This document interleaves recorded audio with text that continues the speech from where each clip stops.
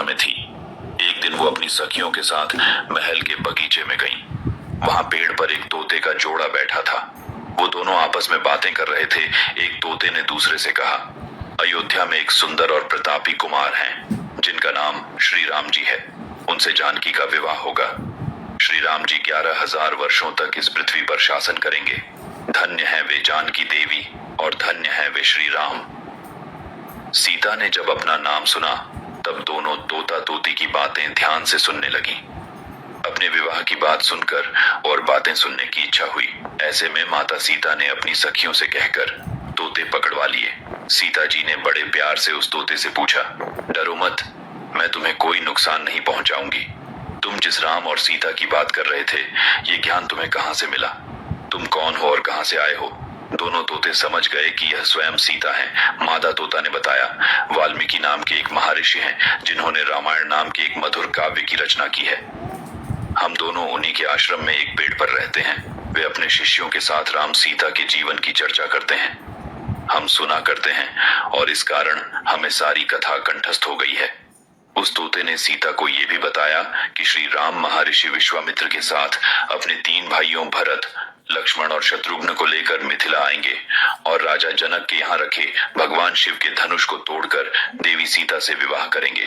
श्री राम के तीनों भाइयों का विवाह भी मिथिला में ही होगा। तोते की बात देवी सीता को अति प्रिय लग रही थी। उन्होंने कहा, श्री रामचंद्र जी के गुणों के बारे में कुछ और भी बताओ। तोता ने कहा, श्री रामचंद्र जी के मनोहर रूप का वर्णन जितना किया जाए कम है। वे हर प्रकार के ऐश्वर्यमय गुणों से युक्त हैं। जनक नंदिनी सीता बहु धन्य है, जो रघुनाथ जी के साथ हजारों वर्षों तक प्रसन्नता पूर्वक रहेंगी। परंतु सुंदरी, तुम कौन हो जो सीता और राम के गुणों का वर्णन सुन रही हो? जिसे तुम जनक नंदिनी सीता कहती हो, वो मैं ही हूँ। अभी से ही श्री राम ने मेरे मन को लुभा लिया है। इसलिए जब तक श्री राम जी आकर मेरा वरण नहीं करते, तुम मेरे महल में आराम से रहकर सुख भोगो। जब वो मिथिला आकर मुझसे विवाह करेंगे, तभी मैं तुम्हें छोड़ूंगी। सीता की बात सुनकर मादा तोता काफी भयभीत हो गई।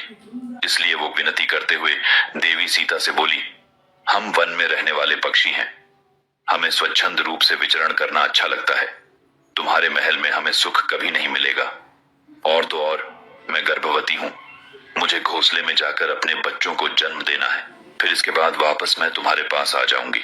तब माता सीता ने नर तोते से कहा, तुम आराम से जा सकते हो, लेकिन ये मुझे बहुत पसंद है।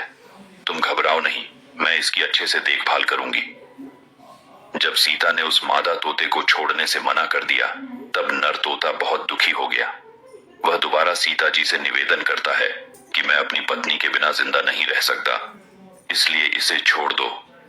सीता, तुम बहुत अच्छी हो, मेरी प्रार्थना मान लो।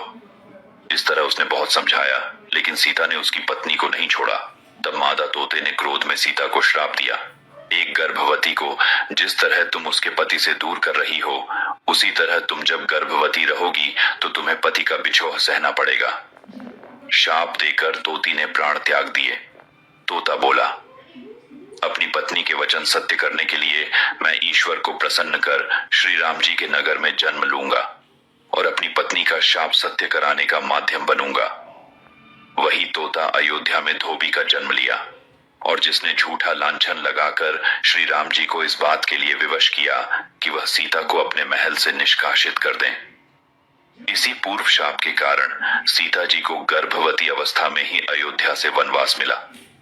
मित्रों, हो सकता है कि आपने पहले ऐसी कहानी नहीं सुनी हो, इसलिए आपको बता दें कि इस धरती पर रामायण से जुड़ी हुई हजारों कथाएं और किंवदंतियां हैं, जो पीढ़ी दर पीढ़ी सुनाई जाती है। दुनिया भर में 300 से ज्यादा रामायण हैं। रामायण के अलावा 2 से 3 हजार लोक कथाएं भी हैं, जो राम कथा से जुड़ी हुई हैं। कवियों और साहित्यकारों ने रामायण को और रोचक बनाने के लिए उनकी मूल कथा के साथ तो छेड़छाड़ नहीं की, लेकिन उन्होंने कथा को एक अलग रूप और रंग से सुसज्जित कर दिया।